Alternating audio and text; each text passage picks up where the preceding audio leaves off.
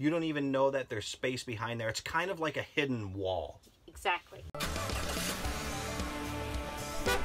Along these roads we roam, we find adventure through traveling, camping, boondocking, and exploring. Hello everybody and welcome to Vlogcast episode number 53. My name is Russ. I'm Kerry. And we are the Roads We Roam. We're a couple living full-time in our little guy Max, and we do this vlog 5 days a week, Monday through Friday.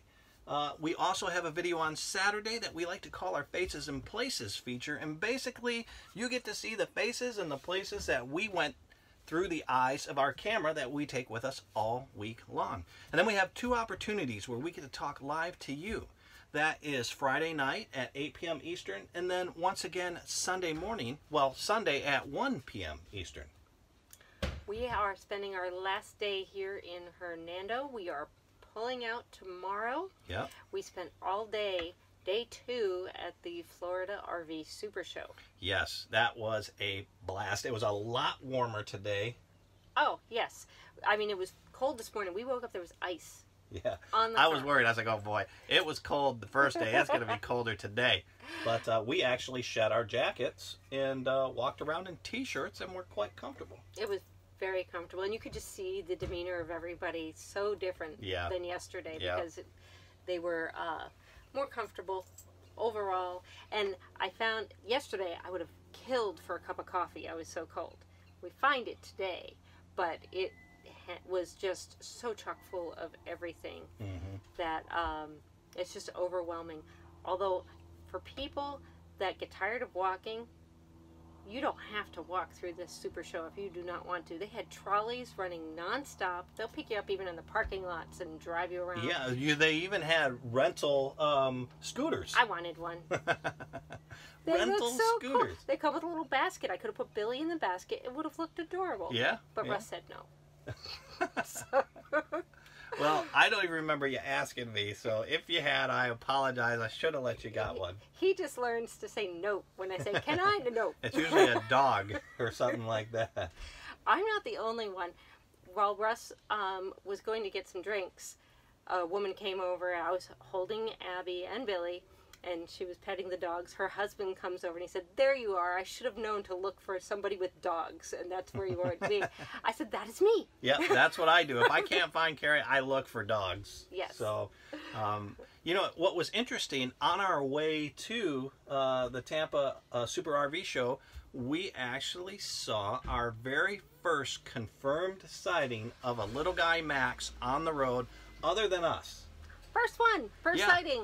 And we've been on the road just under 3 months. Yeah, we've seen tags, we've seen mini Maxes, but we saw our very first little guy Max. You know what we see a lot of as far as the smaller ones go on the road? R-Pods. Yeah, you see a lot of those. I think it's price point. You know, it's within a lot of people's means. I think they've been out a little bit longer too. True. So you have that market integration where a lot more can get out there. But we see a lot of R-Pods for the smaller ones out there. Yeah. So I was all excited, and the one that we saw looks just like Teddy. Yeah, it was a Rough Rider version with the same color system. Yeah, so that was fun to see. But they were too far away. Like, we couldn't wave at them like we're crazy or something. Well, what's funny is Carrie is looking for directions, and I'm like, hey.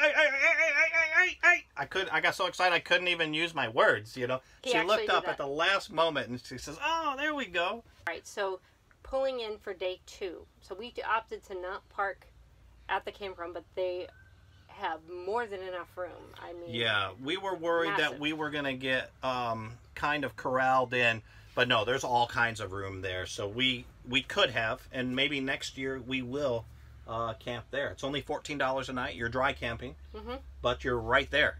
You know, where we're having to drive an hour plus every day to get there. Yeah, so I definitely would keep that as an option next year. Tons of people with their RVs out there. So, but probably twice as many people showed up today. Yeah, today was noticeably busier. Yeah, the traffic was backing up all the way onto the freeway at one point. But I will say their traffic management with the cars getting in and moving people through the admission very fast. Yeah, they have a good law enforcement presence out front, guiding traffic into you know, the lanes that they need to be to get into the RV show. And then once you get on premise, they've got parking personnel all over the place. They make it very simple. You just follow directions. Now, people can, if you park, and then that's the one thing, I mean, just you're stuck way in the middle of nowhere for parking and you kind of get disoriented. People can do it with some of the other parking apps. I think with Google you can drop pins and things like that. But if you downloaded the RV Supershow app, not only will you get all the updates of the different things that are going on, but you can drop a pin where you are and it'll walk you right back to your car so you can find it. You know what's funny is we saw a couple yesterday. I don't know if you picked up on their conversation, but he was talking to somebody else as they were passing because we're still looking, you know? No, I missed that. So I was thinking, boy, they really could use that app, and I am glad it's not us. Yes. Although we did pretty good. I had the app out ready and waiting. Didn't need it. Russ remembered where we were, so that was very... He does his little magic trick where he just hits the car alarm. I knew the general area, so I knew if I just got within about 100 yards of it, you know, we could walk ourselves in with the beep there. Which you did very successfully. Yep. So if you're hearing all that noise in the background, again, guys on the podcast and people new to our channel, we broadcast from inside of our trailer. So if we're in a trailer park where it's noisy, that's just part of the ambiance. Or if we're parked in a driveway somewhere where it's noisy, that's just part of the deal. So please excuse that. Yeah, we're just not getting really crazy in the trailer making noise. So, day 2 was really cool.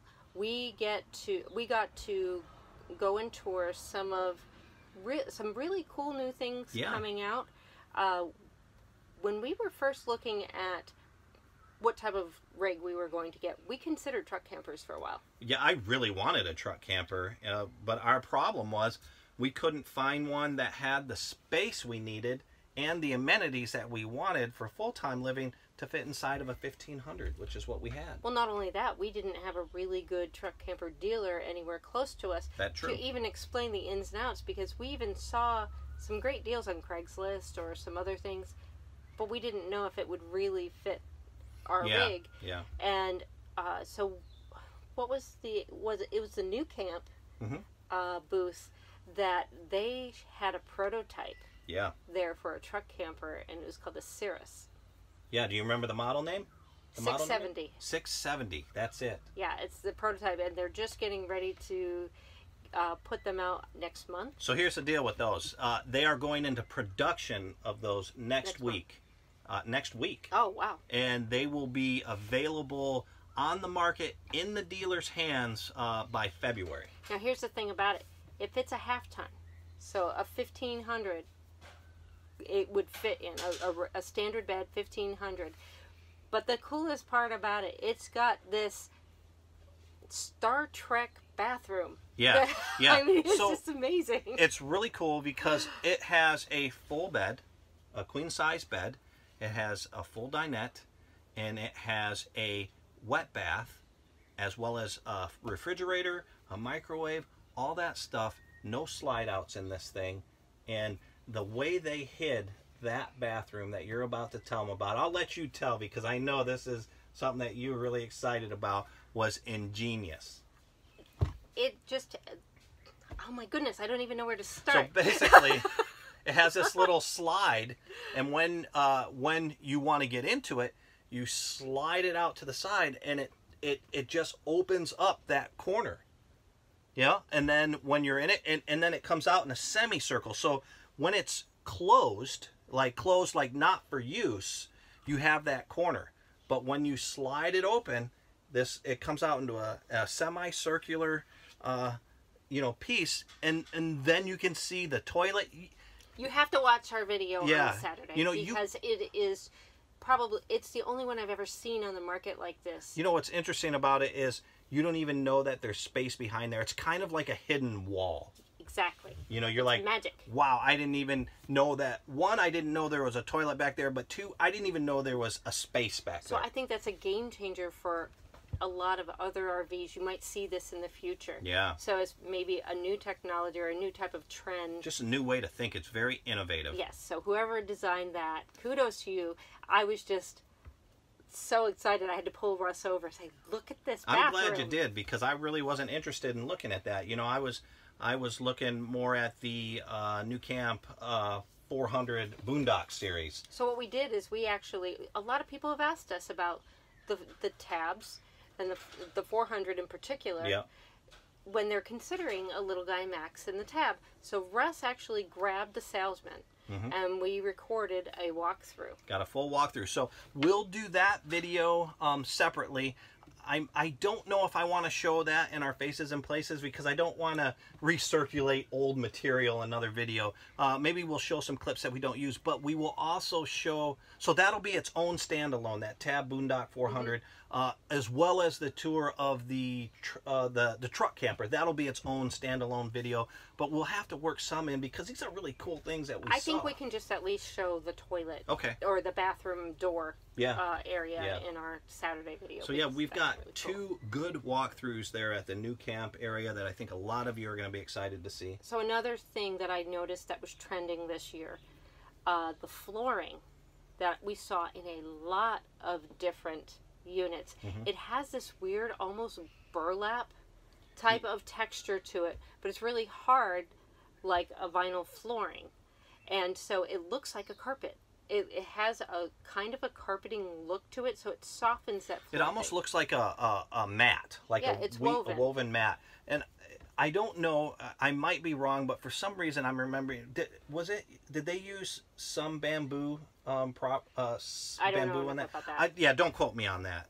Actually, disregard me on that, because I might be completely wrong. Well, we did get that in some of the videos. Yeah. I know it was in that Cirrus truck, so we could kind of freeze frame that and just point that out. Yeah. But I saw that in from a lot of different vendors and a lot of different units. The only downside I can see to it, and coming from my perspective of living full time and having the dogs, and I think even if you had kids or just muddy feet, for me, I'm curious to see how well that withstands getting dirt caught in all the little bumps and crevices. Yeah, that makes sense. So we'll see if that trend kind of stays on. But the other trend that I did notice, lighter and brighter, is the ruling design factor that I noticed more and more. And I don't know if this is a result of, you see all these people renovating old ones where they're painting the old cabinets white or anything. I saw some with white. A lot of them didn't go the full white, but you see a whitewashed gray or the maples. Well, you know, the coloring inside the Little Guy Max is that lighter color. Yes, and that's what drew me to it. Exactly. You know, we walked in here and it just felt so open. It felt bigger than 18 feet, you know? Still does. Yep. So those were the two big trends that I noticed that was kind of across the board.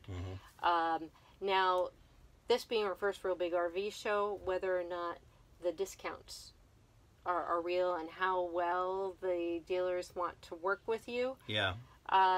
There are some really good deals. We saw a B Plus that was a diesel. Yeah. That was gorgeous for $79,000. Now, if you compare a lot of those, especially the diesels, they tend to be a lot more than that. A little bit more expensive. So that's just one example. There are really good deals, but they are, you know, the one thing Russ said is, you know, if I found something here that I wanted and I put the money down, I would want them to shut the door and not let anybody else walk through it. And I thought, oh, well, I think you are just securing that model and you pick it up from somewhere else. No, we found out that, no, that's your model. Yeah. So I'm wondering, you know, if you put some big money down and then you have thousands of people walking through it for the rest of the weekend, is your discount reflective of that? Yeah, who knows? You know, we actually were looking at StarCraft. There was a unit in there that we liked. Okay, so I figured out which one it was that we talked about this one yesterday a little bit, and it was the StarCraft, and it was the 20-foot long BHS. Yes, but we saw the 2019 there, and when we looked online, it was like, no, you know, this wasn't what we looked at. That's because those were all 2018 models. But, you know, they had a very reasonable show price on there, and we were interested. You know, we were really interested in it. We went back to it twice, and then there was a representative, a manufacturer, on site, and he said, well, how about if I knock this off of it? Would you take it now? And, you know, Kerry and I's like, well, we're interested, but God, we really love our little guy, Max, you know. So, long story short, we were interested, but I don't think we were ever really interested. You know, we were just thinking of, oh, the extra room. But, you know, a thing that you have to take into consideration is, I think they were $17,999 on that unit. Yes. And it's bigger and more space than what we have here. But what scares me about that is quality of build. You know, these are pricier. They're smaller, but they're pricier because they're quality, you know. And I trust spending a little bit more money on something like this, the way we use it. It might be fine for a weekend camping, but if you're out full time, I think you really want something that you can trust, you know, and maybe you can trust. I'm not saying that Starcraft is bad by any means. I just know that we are putting this through a lot of travel, and it's holding up. Yeah, it's holding up. I mean, that's the thing. I was talking to one couple, and they were saying, you know, the typical RVer will get it and use it maybe 2 or 3 weeks out of the year. Mm-hmm. So if something were to go wrong, you may not find out until you had it for 6 or 7 years. Yeah. Because we've had it on the road since October 19th, and we haven't really had anything major wrong. No. You know, the one thing that we had with the furnace, but that wasn't even little guys. No. Fault. That was just a component. A computer component, a motherboard on a furnace, and they supported us on that one. Yeah, very stand-up company. You know. I feel secure with our investment, and that really was at the decision at the end of the day. You can go to these RV shows, you can go to an RV lot, and window shop and see all these great things, and there are great things out there. But there was a reason why we picked this, and there's a reason why we're sticking with this. So. Yeah. But that being said, great stand-up people, we went back to the little guy, I think when we were walking by, and we got to meet Joe Kicos. Yeah. And Anthony Chiera. Yeah, so if you don't know who Joe is the CEO or owner of Liberty Outdoors. And Anthony is the director of sales. Yeah. And we had great conversations with both of them. Yeah. And great guys. I mean, you know, a lot of times you're just kind of, I'm working the manufacturing business, you know, and as a marketer for my company, and I have talked to other booths, and it's like you can tell that they're placating. You know, they're like, okay, guy, you're just another guy. Come on, move along. Joe and Anthony were so personable. Genuine. Good guys. Genuine. And they spent a lot of time. I think we were talking to them about 30, 45 minutes. I know I felt bad monopolizing, so we had to kind of excuse ourselves. Yeah. But we did ask, because somebody had asked us to check into this, if we could get any tidbits for the 2020s coming out. Mm-hmm. Now, Joe did say that there are some tweaks coming in, but no major changes for the 2020. They're still just fine-tuning and perfecting. Now, he did mention that they are R&D'ing a project, but there was no other information on that. So, I don't know. Maybe next time we bump at another show, maybe we can squeeze a little bit more information. No. See, they made a mistake and gave me their cards. So they are going to get occasional communications. Yeah. So that way we can let you know as soon as we know what's coming out with Liberty Outdoors. Because for a company this great, I'm excited to see what they'll come out. And I think through this whole process with them, with the Little Guy Max series and the Mini Max and the Max, I think they've learned a lot through the process. Yeah. So going forward with whatever they're designing. But you know that the tweaks, so they say, you know, not a whole lot, we're making some tweaks, you know, and really when you have a good product like that, it doesn't require a whole lot. You know, maybe a little tweak here and there when you get customer feedback, but that's what I'm getting at. They are so good at listening to customer feedback, because all the changes they made from the 18 series to the 19 series was stuff that I had seen customers say, I wish they did this, or I wish they did that. So the good thing is that Little Guy Max listens. That's true. Well, not Liberty Outdoors listens. Yes. You know, and that's really all you can ask for. You know, and I see why they're such a good company, why they have such good customer service, because we're not the only ones who report amazing customer service. I've seen it on the Facebook pages all the time, but talking to both Joe and Anthony, you know, you can just see that the way the company operates, it starts at the top and everybody else in that company follows suit. So if you have time and you're in the Florida area, they're there for the rest of the weekend. So stop by, talk to them, say hello. If you own a little guy mini or a regular Max, talk to them. I'm sure they love to hear from you. And it was busy there. Yeah. The first day when we went, we kind of went straight to the Liberty Outdoors booth, so that way we could see what they had set up, and it wasn't really busy. We had a lot of one-on-one time with Jim. With Jim, yeah. But today we went there probably right around noon. Whew.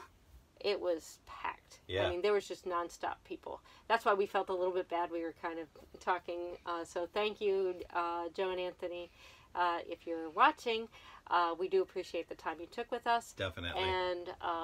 And Anthony even said he watches us every now and then. Yeah, he had heard of the roads we roam. I was like, wow, they know about us. You know, he likes cool. So let's see. We already talked about that. Oh, Airstream. So we checked out. We were kind of on a mission today, where we wanted to check out all the small camper things, because people kind of get lost in all these big, massive units. And to be fair, we did yesterday when we first went. It's pretty awe-inspiring seeing walking it through $1 million rig. So in addition to checking out the tabs, which we saw, we went and checked out the tiny Airstreams. And do you know that Airstream, the reason why all the little single axle ones, they refer to as Bambi. Oh, yeah. But the one that would be the closest equivalent to the Little Guy Max, the one that we walked through, the bed just wasn't, it was like an oversized twin. Yeah. Not even really a full. So for a single person, it's really cute. Yeah. It's an Airstream. I think you and I would struggle in that one with that bed size. So as far as the little ones, we talked a little bit yesterday about the A-liners. And then we covered the Airstreams and the Tab 400s, the new camps. They had some boondocking series one. There was a new camp over on the other side that we saw that was more of a rugged, you pulled it, looked like a little foldable one, but then up on top you had another additional tent that kind of folded out accordion style and opened out. So there's a lot out there, but nothing that would take me away from Little Guy. Nope. I'm the same way. I mean, I'm very happy with Teddy. I'm very happy with the service we've received from Liberty Outdoors. So as it is right now, we are going to be pulling out of Tampa, and we're still driving with our little guy Max. We're going to a harvest house tomorrow. We surprise, are. Surprise. Yes. We have that. We have one tomorrow, and then another one on Sunday night. Yep. So one, we are going to an antique automobile museum. And another one is a craft brewery. Yeah, so excited. Be sure to watch the videos coming up for that. Those will be exciting. And you know, that's the one thing. You get to travel so many different places, and it's a destination vacation for these rather than just a regular campground. Yeah. So that's all we have from the RV Super Show. If you have any questions that we haven't covered, I know you must have some, please leave a comment below. If not, you can get a hold of us at theroadsweroam.com. We're also on Facebook, Pinterest, Instagram, Twitter, and you can always download the audio version of any of these vlogs on Spreaker or iTunes. Yep. That's all for today. We will talk to you tomorrow. All right, bye guys. Bye.